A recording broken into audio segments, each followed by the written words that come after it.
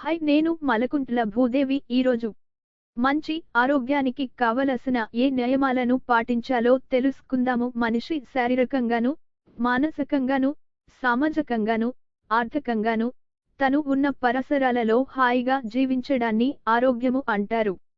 ఆరోగ్యము మనిషి ప్రాథమిక హక్కు. ప్రతి ఒక్కరూ ఆరోగ్యముగా ఉండాలి. ఆరోగ్యముగా ఉండడానికి ప్రయత్నించాలి. మరి ఆరోగ్యంగా ఉండాలి అంటే ఏం చేయాలి, ఏం చేయకూడదో చూద్దాం. ప్రాతకాలంలో నిద్ర నుండి మేల్కొనవలెను. బ్రహ్మ ముహూర్తం సరైన సమయం. ప్రాతకాలంలో నిద్ర లేచిన వెంటనే గోరువెచ్చటి నీటిని తాగాలి. దీనివలన మలమూత్రాలు సాఫీగా సాగును. మలమూత్రాలను బలంగా ఆపుట వలన రోగాలు సంప్రాప్తిస్తాయి.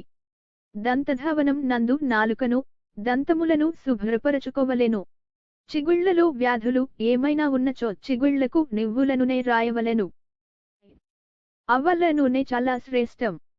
శరీరానికి నూనె మర్దించుకొనుట వలన చర్మం మృదువుగా తయారగును. రక్త ప్రసరణ మంచిగా జరుగును. రోజు వాకింగ్ చేయవలెను. స్నానం గోరువెచ్చటి నీటితోనే చేయవలెను. గోరువెచ్చట నీటితో స్నానం చేయడం వలన జఠరాగ్ని పెరుగును. స్వేద రంధ్రములు, చర్మము శుభ్రపరచబడ శరీరం నిర్మలంగా ఉండును.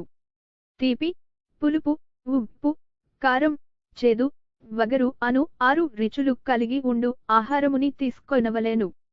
పదార్థాలను బాగుగా నమిలి తినవలెను. ఆహారం తిన్న తర్వాత పెరుగు లేదా మజ్జిగ సేవించవలెను. తిన్న వెంటనే అధిక మోతాదులో నీటిని తీసుకోరాదు. ఆలస్యముగా జీర్ణం అయ్యేటువంటి ఆహారాన్ని ఎక్కువ మోతాదులో తీసుకోరాదు. మూత్రము ఆపుట వలన మూత్రము పోయుటలో బాధ కలుగును.